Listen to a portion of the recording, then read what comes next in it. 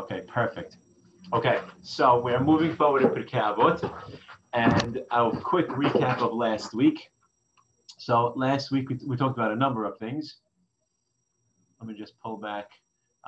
Last week we talked about the importance of companionship. We talked about the importance of making for yourself a rabbi and finding a way, at least in terms of halacha, when you're learning other things, then to branch out and see different perspectives. We talked about what it means to have a true friendship and a relationship with somebody else. We talked about judging other people favorably. We talked about not despairing, not giving up when things get difficult. We also talked about the difference between identifying obvious and non-obvious threats to our spiritual and religious growth, and how to not fall prey to the peer pressure of those things. We are now going to continue. I'm in source number 19. I'm moving along in the first perek of Pirkei Avot, and we're going to continue with Mishnah Chet. So we'll read the Mishnah, then we'll discuss. So the Mishnah writes, Yehuda ben Tabai v'Shimon ben Shetach kiblu behem. Again, this concept of tradition, of values being passed on, of ideas being transmitted from one generation to the next. So Yehuda ben Tabai and Shimon ben Shetach, two men, said the following. Yehuda ben Tabai omer, Al ta'as atzmecha ke'orchei hadayanim, u'kshehiyu ba'alei dinim omdim lefanecha, yehiyu be'necha k'sha'im, u'ksheniftarim lefanecha, yehiyu be'necha k'zakain, k'shekiblu alehem et hadin. So there are two facets to this Mishnah. The first concept I'm going to explain abstractly, and the second two a little bit more literally. First concept, Al ta'as atzmecha ke'orchei hadayanim, means don't be a lawyer, which means not necessarily professional advice, but it's talking about the concept of when you did something wrong, have the ability to stand up and admit your mistake. Everybody wants to find why what I did wasn't wrong and it wasn't my fault and somebody else's fault. And we come up with all kinds of rationalizations why what we did wasn't wrong. And rationalization is man's best friend. We're able to rationalize the most creative reasons and the creative ideas why what we did wasn't exactly incorrect or inappropriate. The Mishnah here is saying when you make a mistake, you have to own it. I think I've mentioned it in classes before. Rabbi Twersky has a very interesting take. And he says that contrary to popular belief, man has four necessities of life, not three. And they are food and water, shelter, clothing, and somebody else to blame. Right? The first story in Tanakh is Adam and Chava sin, and they are taken to task, and everybody's pointing fingers. It's interesting to see that the first recording of human history is somebody has the opportunity to admit their mistake and own it, own the responsibility, and they pass it off to somebody else. So the first idea of this Mishnah is, again, not professional advice saying literally don't be a lawyer, but it's saying when things go wrong and you made a mistake, don't try and find the fine line, the fine print of why you weren't wrong. Admit to it, own it, fix it, and move forward in the proper fashion.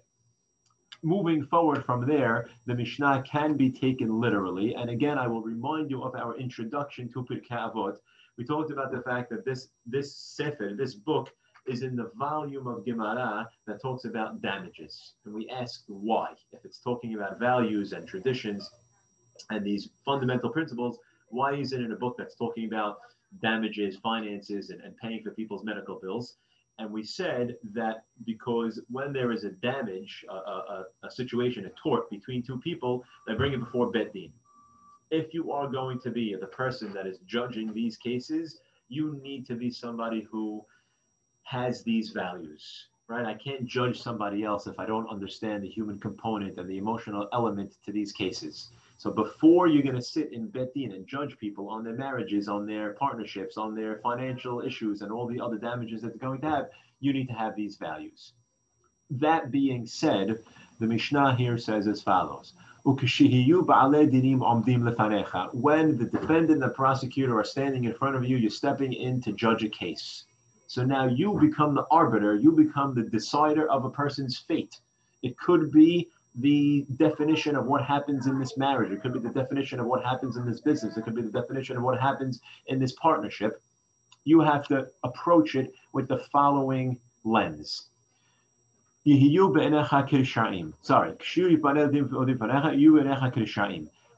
the both parties walk in, the defendant and the prosecutor, they both have to be in your mind as guilty. What does that mean? That means you're assuming that both parties are coming here and the potential exists that they're both wrong. There can't be a bias. This guy is rich, this guy is poor, this guy is more put together, this guy is less put together, this person you know, this person you don't know.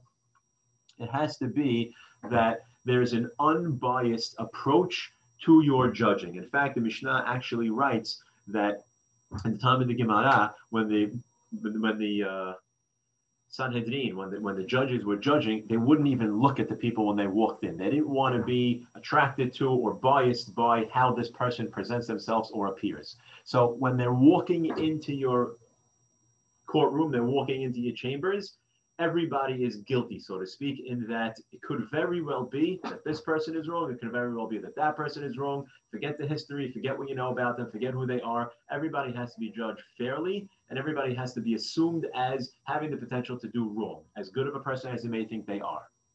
And then you listen to the case, you listen to the facts, you hear the presentations, you deliberate, right? Again, reminiscent of the first Mishnah, we said, Hebu mitunim bidin. You have to be deliberate in judgment. You have to be thoughtful. It can't be that you're making a judgment so quickly. When you're talking about damages, people's lives, and the decisions that you're making, it needs to be done in a thoughtful fashion. The last part of the Mishnah may very well be the most difficult, and that is, once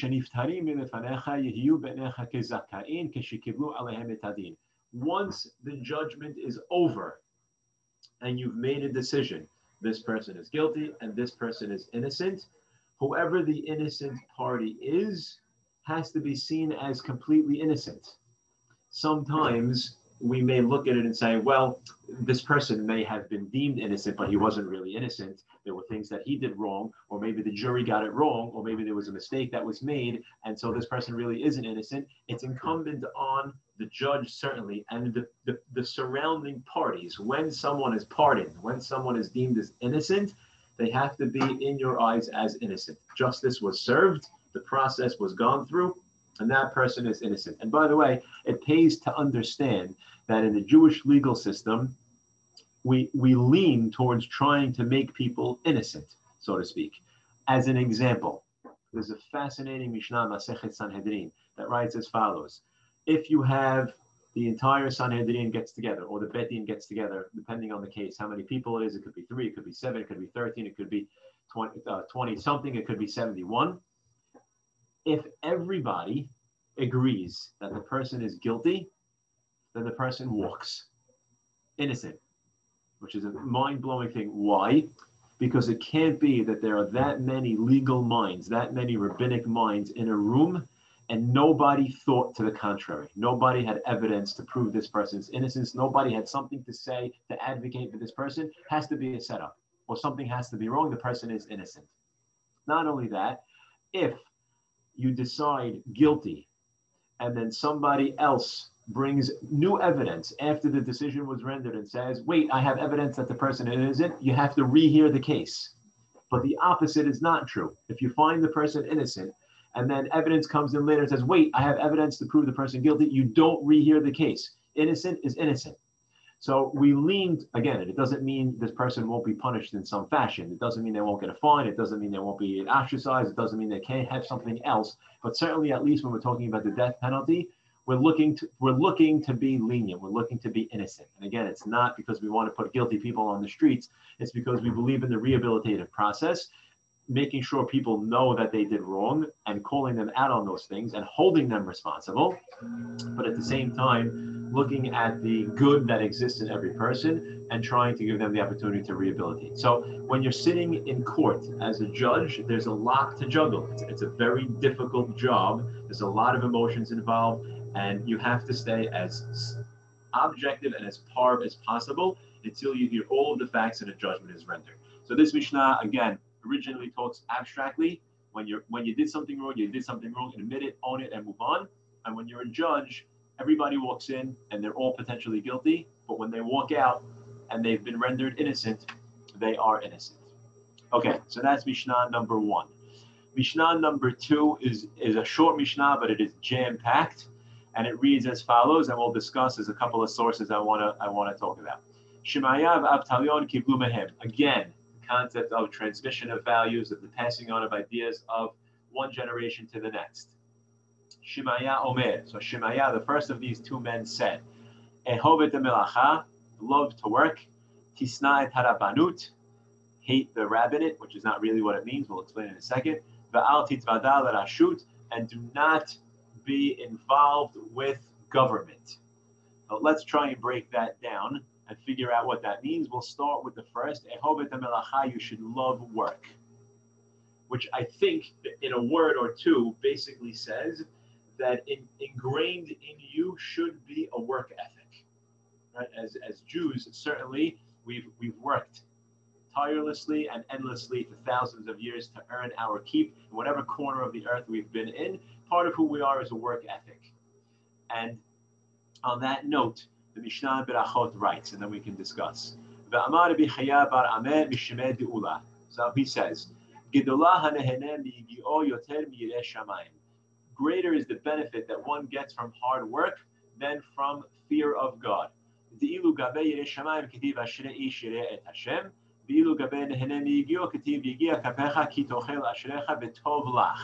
it is good for him. Meaning, of course, everybody needs to fear HaKadosh Baruch Hu. But it can't be that we're going to say, well, God is going to take care of me, so I'm going to sit on my couch and watch Oprah all day, and money is going to fall from the sky. It's not how it works. Everybody needs to put in an honest day's work. We have to earn a living. And I think that this Mishnah speaks volumes, particularly at this point in history, because we're finding, I think, more and more that people want to work less and make more. And it's just not a reality. We have to earn our keep. And we have to imbue in our children this concept of a work ethic, right? I have it all the time. Students graduate, they have high school diploma, they go out to work, and they're expecting to be the CEO within a couple of months. It just doesn't work that way. It's not the way the world works. And it's also not the way you become a successful person. Going from the bottom to the top in a matter of months because you're the boss's kid or because somebody likes who you are does not yield long-term success. Person has to work through the process to get from where they are to where they want to be, and on that journey learn about whatever the vocation is, whether it's medicine or it's business or it's education or it's law, whatever it may be. And through that journey they can then have a long-term successful run at whatever it is that they are doing. But again, it's something that I believe today is becoming more and more of a problem as we've created more machines and more gadgets to help us have an easier time doing work, which has allowed the human element to disappear, and therefore the quality is not as apparent.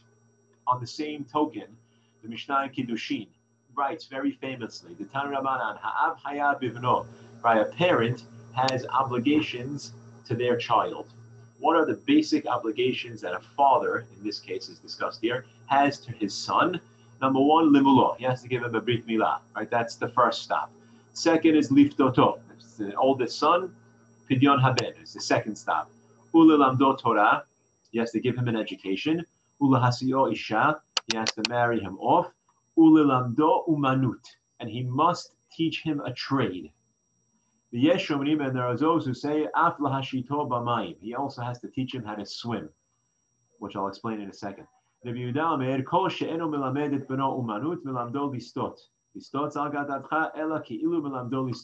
says anybody who doesn't teach the kid how to earn a trade, how to earn a living, is teaching him to steal. So the Gemara says he's teaching him to steal.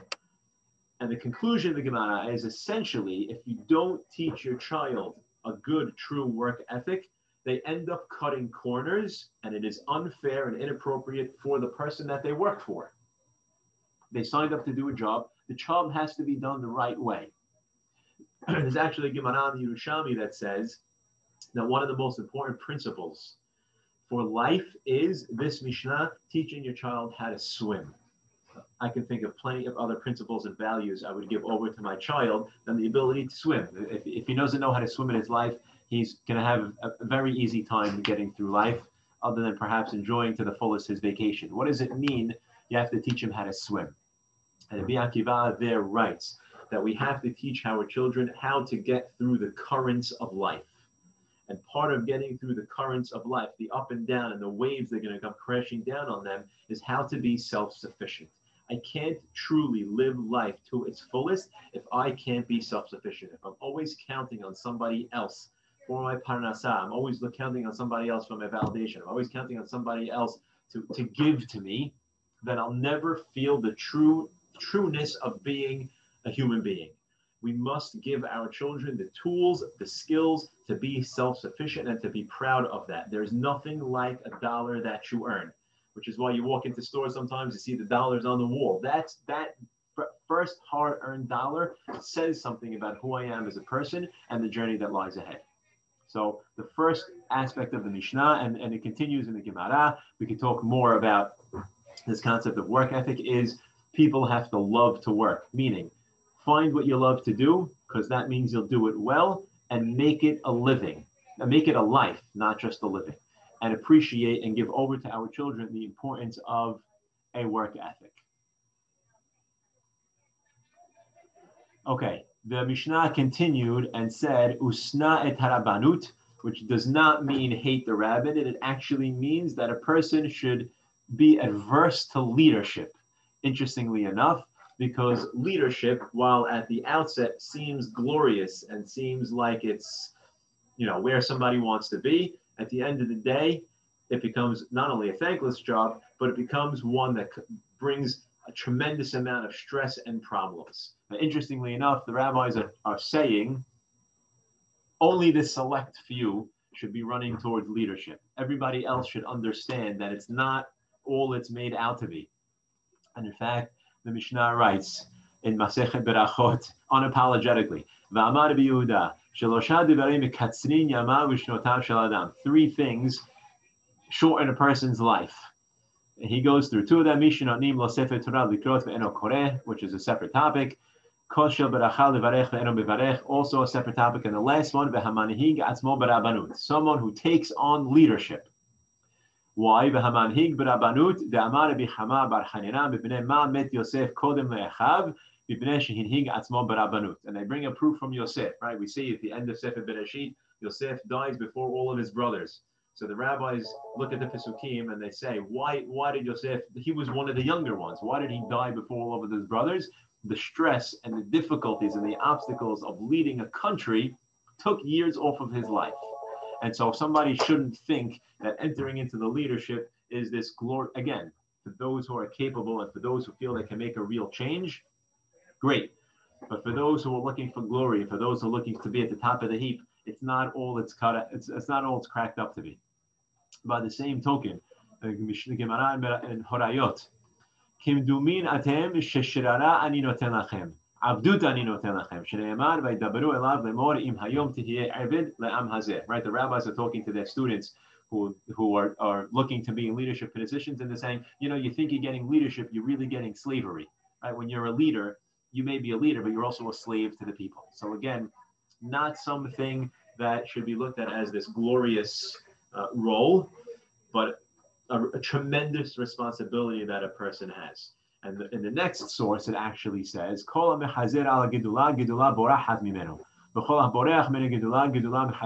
anybody who's chasing after honor and respect and leadership, it runs away from you. If leadership is going to come with an ego, that is the worst possible combination. But if somebody is going to lead, because at the end of the day, they were selected for leadership or they have the skills to lead and they ended up in that role, the single most important quality for a leader who's going to be successful is anavaz, humility. And that's how we began. If you remember the first Mishnah, Moshe kibel Torah miSinai. And we asked, what does the Mishnah say? Moshe got the Torah from a mountain. He got it from Hashem. What does it say? He got it from a mountain. And we talked about the fact that each of the people in that Mishnah, from generation to generation, it wasn't just about the transmission of ideas, it was also about the character traits of those people. Moshe is iconic of the value of humility, which is the single most important factor in success for a leader. You need to be humble. You are a slave to the people, you are working for the public, and you need to have a sense of humility. If you're looking for grandeur, if you're looking for status, you will not be successful. I'll skip Augustus's crown for a minute because we're running out of time, and we'll try and knock out one last Mishnah quickly. Wait, sorry, did I do the entire Mishnah? Hold on. Sorry, I did not. The last piece of the Mishnah says, Va'al titvadar larashut. You should not be involved with, you should not take counsel with the authorities. There's an interesting pasuk. The last pasuk of Megillat Esther reads as follows, which I think speaks to this Mishnah. And that pasuk says, Ki Mordechai Yehudi Mishneh Lamelech Achashverosh. Right, Mordechai became the second in command of Achashverosh at the end of the story. V'gadol Yehudim. He was sent as the representative, as the greatest of the Jewish people. V'ratzui l'rov echav, and he was desirable to the majority of his brothers. Doresh tov la'amo v'dover shalom v'chol hazaro, and he was the mediator for the Jewish people. It's interesting to note, the Gemara writes, why is it ratzui l'rov echav, that he was desirable to the majority of the Jewish people? He just saved the day. He just saved the Jewish people from annihilation. He should be applauded, and he should have fans across the gamut, across the spectrum. Everybody should love Mordechai. Why does Pasuk say only the majority, 51% of the people loved him? And there's a conversation about whether or not Mordechai, after having saved the day, and at that point in time, leadership was very much needed, but after it was done, should Mordechai have continued to stay in government, or should he have left and gone back to his old position? Because the Jew that's in government, while at the same time can be a mediator and a liaison for the Jewish community, can also end up being a target. Because unfortunately, as we've seen throughout thousands of years of history, for the Jewish people, things can turn on a dime. So there's a Jew in government, things are going well, the economy turns, war happens, something becomes a problem. Who becomes the target? The Jew who's sitting at the table in parliament, in government. He's the reason why the problems happen. So there's this balance between interacting with the government and befriending the government, and what that may look like in terms of ramifications for the Jewish people. So only 50% of the people thought Mordechai should have stayed there. It's great. We have a liaison. We have a person at the board, on the board level at the table in the conversations. The other half is saying, I'm not so sure I'm comfortable with that, because when something goes wrong, he becomes the fall guy. So again, the Gemara here talking about the role of leadership for the Jew, what it means to be a leader, what the ramifications of that are, and then what it means to be part of a leading body as a Jew, and what that might mean for the rest of the people should things go south. So that is that second Mishnah. The last Mishnah, we'll do very quickly, the last one here. Av Talyon Omer Chachamim Hizaharu B'divrechem Sheme Tahovu Chovat Galut V'tiglu Limkom Mayim Hara'im V'yishtu HaTalmidim Haba'im Acharechem V'yamutu V'nimsa Shem Shamayim Mithalel. In a nutshell, because we're running out of time, the Mishnah here says, if you're in a leadership position, and we're all in leadership positions in some way, shape, or form, whether you're a parent, you're a business leader, you're an educator, you're on a committee, we're all leaders in some way, shape, or form.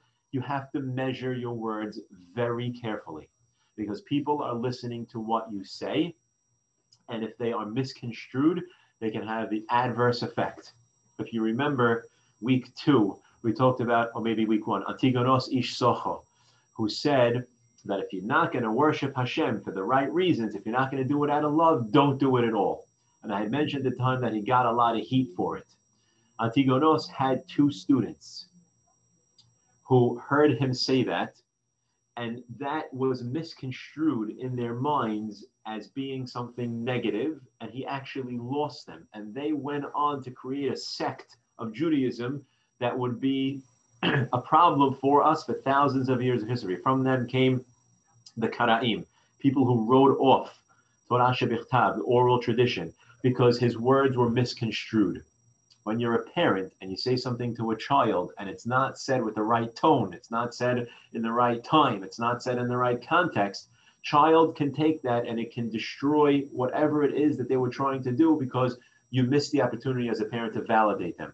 You're standing in a classroom, a student says something and you respond, and in your head it sounded one way, but when it came out it sounded a different way. You could have just lost the student or an entire class. When you're running an institution, a business, a practice, and you're meeting with people and you say something incorrect, or you say something again that's taken out of context, it could destroy the entire institution. when you're in a leader position, and really every time you're speaking, we need to measure our words, because in our minds, they sound one way, but when they're said, they may sound differently. And you could ask my wife, she'll validate this for me. Whenever I'm preparing for a big speech, I'm pacing back and forth in the house and I'm talking to myself. She thinks I'm crazy, but I'm trying to hear what I'm thinking in my head, what it's going to sound like when I say it. Because when it's in my head, I have a whole host of background information that puts what I'm going to say into context, so it makes sense. When I'm addressing a crowd who may not have that much background information and this piece is missing, when they hear it, it may sound incoherent, it may sound negative, it may sound offensive, because they don't have the whole picture. So it's important when speaking, again, particularly when you are in a leadership position, when you are speaking, of measuring your words and thinking about, okay, how is this going to sound to the person that's being said to, based on the information that they don't have, that I do have. Because history is every indication that events took place because of a misplaced word or a misunderstood comment that then led to one thing that led to another and took us very far off from where we started. So if you're going to be a leader, choose the position widely. When you choose the position, decide how long you want to stay and who your peers are. And if you're going to stay in that position, watch your words very carefully, because people are listening and every word you say will be measured and used against you in the court of law. Have a wonderful day. I hope you enjoyed, and we'll see you next week. Thank you, Rabbi. Thank you, Rabbi. Have a great day.